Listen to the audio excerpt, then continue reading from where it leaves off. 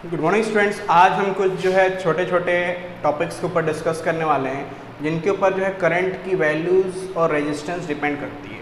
ठीक है, टोटल मतलब conductivity in the wire depend करेगी, जो कि आगे हमारे भविष्य में हर चीज़ में काम आएंगे।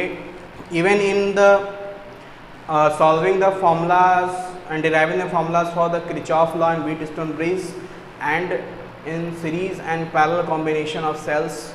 ठीक है, आपसे मैं बताना चाहूँगा कि जो है इस साल 2020-21 के सिलेबस में कोविड-19 की वजह से जो है सिलेबस सीरीज और पैरेलल कॉम्बिनेशन का जो है आपके बुक से हटा दिया गया है। ठीक है, तो हम लोग जो है उसके बाद के टॉपिक्स पढ़ेंगे सेल ईएमएफ एंड रेजिस्टेंस के बारे में।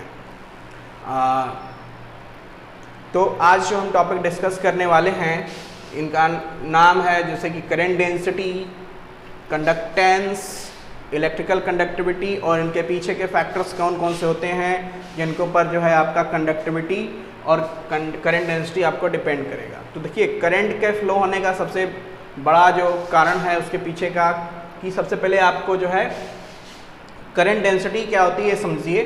Current density at a point in a conductor is defined as the amount of current flowing per unit area is held in a direction normal to current।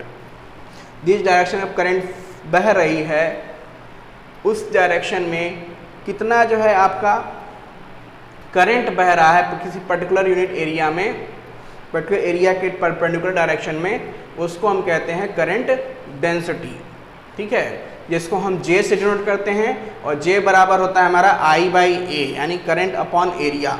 इसी वजह से इसका जो है ये क्या होता है, एक करंट डेंसिटी एक वेक्टर क्वांटिटी होती है और इसकी असाइनमेंट होती है एम्पियर पर मीटर स्क्वायर। ठीक है, तो ये करंट डेंसिटी है जिसके ऊपर जो है हमारा करंट और डायरेक्टली प्रोपोर्शनल करंट होता है। जितना ज़्यादा करंट होगा उतना ही ज़्यादा जो है आपका करंट डेंसिटी, जितना एरिया कम होगा उतना ही जो है करंट डेंसिटी कम होगी उस वायर में। दूसरा हमारा टर्म आता है यहाँ पे कंडक्टेंस। कंडक्टेंस एक्चुअली क्या है, inverse of resistance. The inverse of resistance is called conductance of a conductor. इसको समझने वाली बात है, देखिए कैसे, जिस और इसको G बराबर 1/R से दिखाते हैं। इनवर्स है तो 1/R दिखाएंगे और इसकी यूनिट होती है, जैसे रेजिस्टेंस की यूनिट है ओम, तो इसको उल्टा बोलते हैं MHO, महोम, महो पढ़ते हैं, या फिर दूसरा एक और नाम इनके यूनिट का देते हैं सीमेंस, जिसको S से डिनोट करते हैं। ओके, सो आइए देखते हैं थोड़ा सा। G बराबर होता है 1/R। इसका मतलब है रेजिस्टेंस जो होता है वो जो G होता है कंडक्टेंस ऑफ एनी मटेरियल, वो डिपेंड करता है इनवर्स ऑफ रेजिस्टेंस होता है, यानी रेजिस्टेंस के ऊपर डिपेंड करेगा। जैसे कि रेजिस्टेंस कितना है, अगर रेजिस्टेंस अधिक है किसी मेटेरियल का तो उसकी कंडक्टिविटी कम होगी, कंडक्टेंस कम होगा। और जो मेटल जिसका रेजिस्टेंस कम है उसमें क्या होगी, कंडक्टिविटी ऑब्वियस सी बात है ज़्यादा होगी। ठीक है, तो इसको हम G से डिनोट करते हैं। अगला टर्म यहाँ पे हमारा है इलेक्ट्रिकल कंडक्टिविटी क्या होती है। ठीक है, तो इलेक्ट्रिकल कंडक्टिविटी की अगर बात की जाए तो द इनवर्स ऑफ रेजिस्टिविटी, ये क्या होता है, रेजिस्टिविटी का इनवर्स होता है of a conductor is called electrical conductivity. इसको हम सिग्मा से डिनोट करते हैं, स्मॉल सिग्मा, और सिग्मा बराबर होता है 1/ρ। इसका यूनिट होता है महो पर मीटर और सीमेंस पर मीटर। जैसा कि जो है रो का होता है ओम पर मीटर, तो इसका महो पर मीटर। ठीक है, डायमेंशन फॉर्मूला अगर देखा जाए तो सिग्मा पर होता है 1/ρ और रो बराबर आपको पता है m/n/e²/τ, तो इसको रिवर्स कर देंगे तो ऐसा हो जाएगा। और इसका डायमेंशन अगर निकालना चाहे तो n का L³ AT² इंटू टी, और यहाँ पे आपका है m−1L², तो आपका आएगा m−L³ T³ A²। ठीक है, तो आपका ये है, तो आपका जो है ये जो है निकल के आएगा डायमेंशन फॉर्मूला। डायमेंशन फॉर्मूला कभी कभी जो है आपसे एग्जाम में पूछ लेता है, इसका डायमेंशन क्या होगा, तो डायमेंशन आप उससे डिनोट कर सकते हैं। तो ये जो है इलेक्ट्रिकल कंडक्टिविटी डिपेंड करती है रेजिस्टिविटी के ऊपर, यानी कि जितना ज़्यादा रेजिस्टिविटी उतना कम इलेक्ट्रिकल कंडक्टिविटी, जितना कम रेजिस्टिविटी होगा किसी मेटल का वो होता है आपका उतना ज़्यादा कंडक्टिव मटेरियल होता है वो। ठीक है। तो चूंकि आपको पता है रेजिस्टिविटी मटेरियल ऑफ सब्सटेंस होता है, मटेरियल ऑफ कंडक्टर के ऊपर डिपेंड करता है। तो मटेरियल में अगर रेजिस्टिविटी इतनी अच्छी है, जितनी ज़्यादा होगी वो मेटल जो है कम कंडक्टिव होगा इलेक्ट्रिसिटी के प्रति, और जो है जिसमें जो है रो की वैल्यू जो है अधिक होगी, मतलब कम होगी, उसमें जो है अधिक कंडक्टिविटी होगी। ठीक है। सो आगे के टॉपिक्स में बढ़ते हैं। ओके स्टूडेंट्स, अभी जो डिस्कस करने वाले हैं हम लोग रिलेशनशिप बिटवीन जे मीन्स है current density, sigma electrical conductivity और इलेक्ट्रिक फील्ड में क्या रिलेशनशिप है उसके बारे में हम लोग यहाँ पे डिस्कस करने वाले हैं। तो देखिए ये एक्सप्रेशन मैंने ऑलरेडी डिराइव कर रखा है। जैसे कि हमको पता है कि I बराबर होता है NEAVD, है ना। तो यहाँ पे VD की वैल्यू हम ये भी लिख सकते हैं, VD ड्रिफ्ट वेलोसिटी की वैल्यू ऐसा होता है E बराबर electron E into E electric field upon mass of electron upon tau relaxation time. Okay. So I बराबर हम जैसे हम इसको इस VD की जगह पे यहाँ पे पुट कर दें, हम इस VD की जगह पे यहाँ पे पुट कर दें इसकी वैल्यू, तो कुछ ऐसा एक्सप्रेशन हो जाएगा। फिर इसके बाद से हम इसको मॉडिफाई करेंगे तो बच जाएगा I बराबर NE square A tau E upon M। अगर हम इस A को इस साइड भेज दें I के नीचे, तो यहाँ पे क्या हो जाएगा, यहाँ पे I अपॉन A बराबर NE square tau E upon M हो जाएगा आपका ये। ठीक है, क्योंकि J बराबर होता है I बाई A, अभी हमने देखा करंट डेंसिटी बराबर होता है I by A। So J ये I बाई A क्या हो जाएगा, J एक जगह रिप्लेस हो जाएगा। और हम लोग जैसा कि जानते हैं रो बराबर होता है MNE स्क्वायर टाउ। सो आपका NE square tau upon M है, तो उल्टा है ये, तो नीचे में चला जाएगा, 1 अपॉन रो के बराबर हो जाएगा ये। इसके इतने के जगह पे हमने 1 अपॉन रो लिखा है। ओके। और ये हो गया आपका E electric field. So therefore J बराबर आपका हो जाएगा सिग्मा E। ठीक है, सिग्मा इंटू इलेक्ट्रिक फील्ड। तो सिग्मा इंटू इलेक्ट्रिक फील्ड जहाँ पे सिग्मा बराबर होता है 1 अपॉन रो, पहले से आपने जब भी सीखा, तो J is proportional to electric field होता है, नहीं जितना ज़्यादा इलेक्ट्रिक फील्ड उतना ज़्यादा करंट डेंसिटी, जितना ज़्यादा कंडक्टिविटी उतना ज़्यादा करंट डेंसिटी। ठीक है। सो यहाँ पे क्या है, इसको हम जो है microscopic form of Ohm's law भी कहते हैं। इसको हम ओम्स लॉ का माइक्रोस्कोपिक फॉर्म कहते हैं, क्योंकि इसमें भी जो है टेम्परेचर पे, प्रेशर पे जो है आपका ये रिलेशन बनाते हैं। जैसे B बराबर B प्रोपोर्शनल टू I होता है, वैसे ही जो है आपका करंट डेंसिटी प्रोपोर्शनल टू होता है इलेक्ट्रिक फील्ड के और कंडक्टिविटी के। ओके। ओके स्टूडेंट्स, यहाँ पे जो डिस्कस करने के लिए वाली बात है, जैसे कि relationship between resistivity and electron mobility की बात हो रही है। तो इसका एक्सप्रेशन कैसे आता है, बस आपको थोड़ा सा समझना है। छोटा एक्सप्रेशन है ये कि हमको पता है कि करंट डेंसिटी J बराबर होता है I बाई A, है ना। और इसको हम जो है अभी हमने पढ़ा कि J बराबर होता है sigma into E electrical conductivity. अभी हमने जो रिलेशनशिप निकाला विथ इलेक्ट्रिक फील्ड डेंसिटी का, तो ये होता है। और इसको जो है सिग्मा को हम 1 अपॉन रो भी बोलते हैं। सिग्मा बराबर क्या होता है, सिग्मा बराबर होता है 1 अपॉन रो, सिग्मा बराबर 1 अपॉन रो होता है। तो इस वजह से हम यहाँ पे सिग्मा बराबर 1 अपॉन रो कर देंगे तो E बाई रो हो जाएगा। और E बाई रो बराबर है I बाई E, और I का फॉर्मूला हम लोग जानते हैं NEAVD होता है। तो यहाँ पे हम पुट कर देंगे I बाई A बराबर NEAVD कर देंगे, तो आपका क्या हो जाएगा, यहाँ पे VD जो होता है, देखिए VD का एक और होता है इलेक्ट्रॉन मोबिलिटी का जो फॉर्मूला होता है इलेक्ट्रॉन मोबिलिटी का, वो VD बराबर म्यू इंटू E होता है, mu into electric field in the terms of drift velocity, है ना। ड्रिफ्ट वेलोसिटी बराबर होता है electron mobility into electric field. So mu E यहाँ से पुट कर देंगे यहाँ पे VD की जगह पे, तो म्यू आ जाएगा। यहाँ से फिर जो है हम क्या करेंगे कि देखिए ये इलेक्ट्रिक फील्ड इधर का और ये कट जाएगा,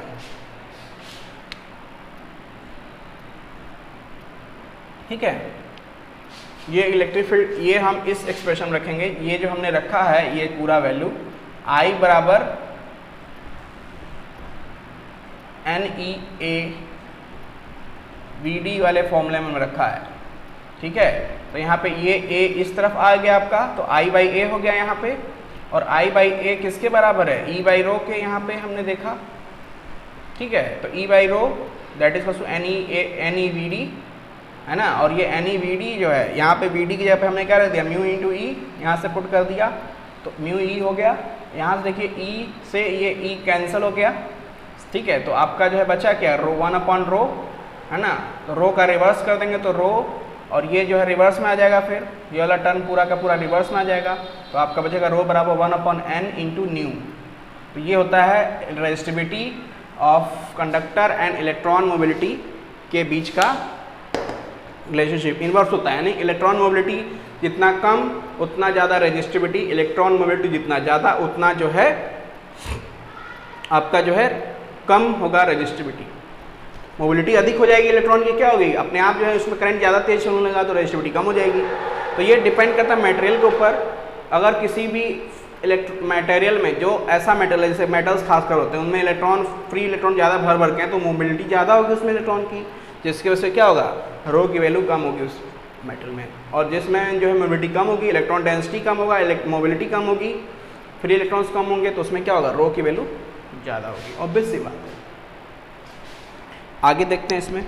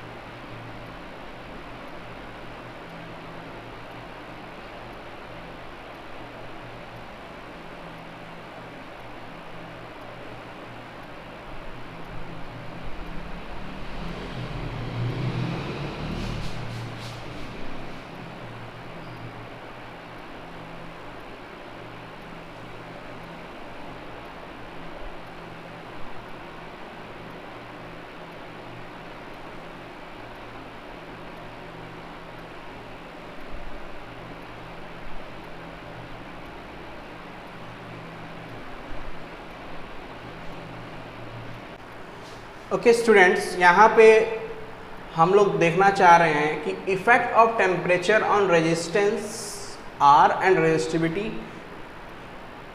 का क्या होता है। तो हम लोग ये जान के बड़ा हैरानी होगी कि जैसे जैसे टेम्परेचर बढ़ता है वैसे वैसे हम लोग क्लास 10 में ही पढ़े थे, जैसे जैसे टेम्परेचर बढ़ेगा वैसे वैसे क्या होगा, रेजिस्टेंस ऑफ ए कंडक्टर बढ़ जाता है और रेजिस्टिविटी भी बढ़ती है। ये हम जानेंगे कुछ रिलेशनशिप के माध्यम से। जैसा कि हमें पता है कि R बराबर mn² टाउ L/A होता है, जहाँ पे ये जो टर्म होता था वो क्या होता था, रो, और रो बराबर हम लिखते थे mne² टाउ। जो टर्म है ये रो होता था, जो कि नेचर ऑफ मेटल को डिपेंड करता था। ठीक है, तो इन सभी चीज़ों को हम बारी बारी से पहले समझेंगे। पहले देखेंगे R के ऊपर क्या, रेजिस्टेंस के ऊपर क्या इफेक्ट होता है करंट का, सॉरी टेम्परेचर का। तो टेम्परेचर आप जैसे जैसे बढ़ाते हैं किसी भी कंडक्टर में, तो होता क्या है कि जो इलेक्ट्रॉन होता है, जो कि जो है पॉजिटिव नेगेटिव से पॉजिटिव की तरफ जब टर्मिनल की तरफ जब मूव करना स्टार्ट कर देता है, तो उसकी मूवमेंट जो है बहुत तेज बढ़ जाती है और ज़्यादा उनके किसी मेटल के क्रिस्टल लैटिस स्ट्रक्चर में वाइब्रेशन बहुत ही ज़्यादा एक्सेस बढ़ जाएगी, जिससे क्या होगा कि इलेक्ट्रॉन की मूवमेंट जो है बहुत तेज होगा, रिलैक्सेशन टाइम घट जाएगा। ठीक है, तो यहाँ से देखो हम रिलेशनशिप निकाले हैं कि R is inversely proportional to relaxation time tau. तो रिलैक्सेशन टाइम जितना ज़्यादा उतना ही कम R होगा, रेजिस्टेंस उतना कम, और रिलैक्सेशन टाइम जितना कम होगा उतना ही ज़्यादा रेजिस्टेंस होगा। तो कोई इलेक्ट्रॉन अगर ज़्यादा तेज़ी से वाइब्रेट करके निकलने लगेगा तो यानी ड्रिफ्टिंग बढ़ जाएगी, वो आयंस और एटम से बहुत जल्दी जल्दी टकराने लगेगा, कोलिजन्स उसके बहुत ज़्यादा हो जाएंगे और बहुत तेज होंगे कोलिजन, जिसकी वजह से उसको रिलैक्सेशन टाइम उसका क्या होगा, बहुत ही कम मिलेगा उसको रिलैक्सेशन टाइम, जिसकी वजह से जो है क्या होगा कि R is inversely proportional to tau होता है, जैसा कि रिलेशन हमारा यहाँ से निकल के आया है इस फॉर्मूले से। सो हमारा जो है एक फॉर्मूला बनता है for the resistance at particular temperature. अगर मान लीजिए किसी पर्टिकुलर टेम्परेचर पर हमने क्या किया, रेजिस्टेंस बढ़ा दिया, ठीक है, बढ़ा दिया, तो उस केस में हमारा जो है RT बराबर होता है R0 into 1 plus alpha T plus beta T square. ये एक एक्सप्रेशन है जो कि बताता है कि पर्टिकुलर टेम्परेचर पे कितना जो है रेजिस्टेंस है। इस फॉर्मूले से डिनोट किया जाएगा किसी भी कंडक्टर का, बढ़ाते हैं तो। ठीक है, तो टेम्परेचर बढ़ेगा तो थर्मल कंडक्टिविटी बढ़ जाती है, थर्मल एनर्जी बढ़ जाती है, तो इलेक्ट्रॉन ज़्यादा वाइब्रेट करेगा, रिलैक्सेशन टाइम घट जाएगा। सो अल्फा बीटा यहाँ पे क्या है, alpha beta is called temperature coefficient, इनको हम टेम्परेचर कोफिशिएंट कहते हैं रेजिस्टेंस का। और जहाँ पे R0 क्या है, resistance of conductor at 0 degree centigrade. 0 degree centigrade पे किसी भी कंडक्टर का क्या रेजिस्टेंस होता है उस समय वो नाप के अब, और फिर आप 0 डिग्री से कितना टेम्परेचर पे ले जाके आप नाप रहे हैं किसी भी मेटल का या किसी भी कंडक्टर का कंडक्टेंस, वो होता है RT। ठीक है, कितने पे नापना चाहते हैं यानी निकालना चाहते हैं आप। ठीक है, तो RT जनरली क्या होता है, ये T होता है टेम्परेचर, बहुत ज़्यादा वेरी नहीं होता है, बहुत ज़्यादा सफिशिएंटली इतना लार्ज नहीं होता है। मोस्ट ऑफ द मेटल्स के केस में हम ज़्यादातर रूम टेम्परेचर पे ही देखते हैं। तो रूम टेम्परेचर पे अगर देखा जाए तो यहाँ पे जो है ये टी स्क्वायर की वैल्यू क्या होगी, बहुत ही ज़्यादा छोटी हो जाती है, जिसकी वजह से क्या होगा, टी स्क्वायर वाला टर्म, बीटा वाला टर्म जो है गायब हो जाएगा। तो हमारा जो temperature resistance at particular temperature का जो फॉर्मूला रह जाता है सिर्फ इतना, RT बराबर R0 into 1 plus alpha T, और यहाँ से हम RT बराबर R0 plus RT alpha T, और यहाँ से हम अल्फा की वैल्यू निकाल सकते हैं, अल्फा बराबर RT minus R0 upon R0 into T. ये हमारा एक्सप्रेशन होता है। इसकी यूनिट होता है पर केल्विन या फिर पर डिग्री सेंटीग्रेड से डिनोट करते हैं इसके यूनिट्स को। तो कुछ ऐसा ही जो है केस होता है रेजिस्टिविटी में भी। रेजिस्टिविटी में क्या होता है, रेजिस्टिविटी बराबर हमने भी निकाला m upon n e square tau होता है। तो देखिए इलेक्ट्रॉन तो की चार्ज जो होता है इलेक्ट्रॉन का वो फिक्स होता है, उसमें हम चेंज नहीं कर सकते। मास ऑफ इलेक्ट्रॉन भी हम चेंज नहीं कर सकते। तो ये हमारे हाथ की चीज़ है, सिर्फ इसके ऊपर ये सब चीज़ें कांस्टेंट होती हैं हमेशा किसी मेटल में। चेंजेस क्या हो सकती हैं, इलेक्ट्रॉन डेंसिटी, फ्री इलेक्ट्रॉन पर डेंसिटी पर यूनिट वॉल्यूम, है ना, और आपका जो है टाउ रिलैक्सेशन टाइम हमारे हाथ में है जो कि टेम्परेचर पे डिपेंड करेगा। ठीक है, तो जैसे जैसे टेम्परेचर बढ़ाते हैं तो क्या होता है, रिएक्शन टाइम कम होगा तो रो भी जो है क्या होगा, तो हमारा जो ओवरऑल निकल के आता है कि rho is inversely proportional to 1/n tau, ठीक है, n टाउ, जिसकी वजह से क्या होता है कि टाउ की वैल्यू जितनी कम उतनी जो है ज़्यादा रेजिस्टिविटी, यानी कि और उसी तरह से जो है जैसे जैसे जो यानी कि कहने का अर्थ है कि रेजिस्टिविटी भी बढ़ जाती है जब रिएक्शन टाइम घट जाता है, यानी कि टेम्परेचर जब बढ़ेगा तो रेजिस्टिविटी भी बढ़ेगी। ये जो है हम एक्सप्रेशन दिखाना चाहते हैं। तो इसका भी एक्सप्रेशन हम ऐसे लिख सकते हैं, रो बराबर rho naught into 1 plus alpha T minus T naught, ऐसे एक्सप्रेशन हम बना सकते हैं ऐसे आसानी से। और जहाँ पे अल्फा बराबर होता है rho minus rho naught upon rho naught into T minus T naught, जिसको जो हम कह सकते हैं इसको हम वेरिएशन इन रेजिस्टिविटी, क्योंकि बहुत ही स्मॉल होता है, delta variation into rho 1 upon rho naught upon d T, छोटा टाइम के लिए ऐसे जो है, मतलब इन सब एक्सप्रेशन से हम जो है दिखा सकते हैं चेंज इन रेजिस्टिविटी कितना हुआ, चेंज इन टेम्परेचर कितना हुआ, के टर्म में हम जो है आराम से बता सकते हैं जो है अल्फ़ा कैसे वेरी करता है। यानी हम अल्फ़ा को ऐसे लिख सकते हैं कि alpha is equals to 1 upon rho into d rho upon d t, ऐसे भी लिख करके दिखा सकते हैं। डिफरेंशिएशन होता है रेजिस्टिविटी का एक तरह से कहा जाए तो। ओके, सो समझने की बात यहाँ पे आपकी ये है आती है, तो अल्फ़ा यहाँ पे भी क्या होता है, यही अल्फ़ा है टेम्परेचर कोफिशिएंट, यहाँ पे रेजिस्टेंस के टर्म में दिया है, रेजिस्टिविटी के टर्म में दिया हुआ है। अच्छा, रेजिस्टिविटी ऑफ ए समथिंग, कोई भी मेटल होता है उसका ग्राफ देखिए बिल्कुल सीधा होता है, स्ट्रेट लाइन, ठीक है, टेम्परेचर के साथ साथ, यानी जैसे जैसे टेम्परेचर बढ़ता जाता है वैसे वैसे जो है इसकी रेजिस्टिविटी बढ़ती जाती है मेटल की। ओके, कांस्टेंट होती है एक तरह से। ओके, एलॉय के लिए क्या होता है, ये थोड़ा सा लेट से स्टार्ट होता है, क्योंकि जो है स्टार्टिंग में एलॉय में कुछ भी इसमें जो है टेम्परेचर का असर नहीं होता है, थोड़ा जब टेम्परेचर बढ़ जाता है तब जो है इसका असर होना स्टार्ट होता है, तब ये कांस्टेंट लाइन होती है, थोड़ी सी इनिशियल इनको जो है हीट देना पड़ता है एलॉयज़ को, और ये बहुत ही कम होता है, माइक्रो ओम में होता है। इसके अलावा जो है यहाँ पे सेमीकंडक्टर का अगर देखा जाए तो सेमीकंडक्टर में क्या होता है, टेम्परेचर बढ़ाएंगे तो रेजिस्टिविटी अल्फा की वैल्यू क्या होगी, नेगेटिव में चली जाएगी, यानी घट जाएगी। कहने का अर्थ है कि टेम्परेचर बढ़ाने पर सेमीकंडक्टर की रेजिस्टिविटी घटती है, टेम्परेचर घटाने पर सेमीकंडक्टर रेजिस्टिविटी बढ़ती है, ठीक है। तो सेमीकंडक्टर कुछ अलग मेटल्स हैं, तो अल्फा की जो वैल्यू होती है मेटल्स के लिए हमेशा पॉजिटिव, एलॉयज़ के लिए और सेमीकंडक्टर के लिए पॉजिटिव से नेगेटिव के बीच में वेरी करेगा। ओके, सो कुछ ऐसे जो है हम जो है क्या करते हैं, दिखाते हैं कि जो है कैसे जो है टेम्परेचर का डिपेंडेंसी है रेजिस्टेंस के ऊपर। तो कुछ इन्हीं सब चीज़ों की वजह से के ऊपर जो है सारा का सारा जो हमारा करंट का फ्लो, करंट का डायरेक्शन, सब कुछ जो है इसके ऊपर डिपेंडेंट होता है। ओके, इसके बाद से जैसे कि हम जो डिस्कस करेंगे वो है जो करना है वो है लिमिटेशंस ऑफ ओम्स लॉ, ठीक है। जैसा कि अभी हमने देखा कि जो है आपका रो होता है, रेजिस्टिविटी होती है, रेजिस्टेंस जो होता है वो टेम्परेचर के साथ वेरी कर रहा है। इसके वजह से क्या है, हमारा जो ओम्स लॉ जो कहता है, जो हमारा ओम्स लॉ कहता है, लिमिटेशंस जो है हमारा ओम्स लॉ क्या कहता है, V is proportional to I, यानी V बाई I बराबर, हम देखते हैं कि ओम्स लॉ में V बराबर होता है, V अपॉन I बराबर होता है रेजिस्टेंस, वेयर टेम्परेचर प्रेशर जब कांस्टेंट होता है तभी जो है ये ओम्स लॉ वैलिड होता है। हमने ये पढ़ते हैं ना कि provided the temperature and pressure remains constant and other factor remains constant, material of the wire. हमने तो बाद में देखा कि ये तो रेजिस्टेंस जो है मेटेरियल ऑफ वायर के ऊपर डिपेंड करेगा, रेजिस्टिविटी डिपेंड करेगा और टेम्परेचर के ऊपर डिपेंड करेगा। टेम्परेचर अगर घटा बढ़ा दें तो क्या होगा, रेजिस्टेंस के ऊपर इफेक्ट होता है। सो कई सारे ऐसे नॉन ओमिक कंडक्टर होते हैं जिन्हें जो ओम्स लॉ फॉलो नहीं करते हैं उनको हम क्या कहते हैं, नॉन ओमिक कंडक्टर, ठीक है। नॉन ओमिक कंडक्टर में जैसे कि डायोड्स आएंगे, है ना, डायोड्स हैं आपके। इसके अलावा जो है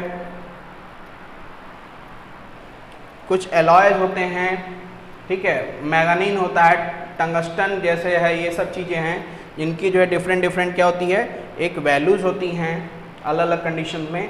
तो उनके केस में क्या होगा कि हमेशा जो है आपका क्या होगा, ओम्स लॉ वैलिड नहीं होगा, यानी कि ओम्स लॉ का जो है V is proportional to I not followed होता है